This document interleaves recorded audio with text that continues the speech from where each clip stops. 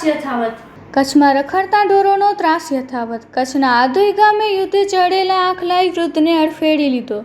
આધોઈ ગામે શાહુનગર વિસ્તારમાં આખલાએ વૃદ્ધને અડફેટી લેતા વૃદ્ધ ઇજાગ્રસ્ત. સમગ્ર ઘટના સીસીટીવી ફૂટેજમાં થઈ કેદ.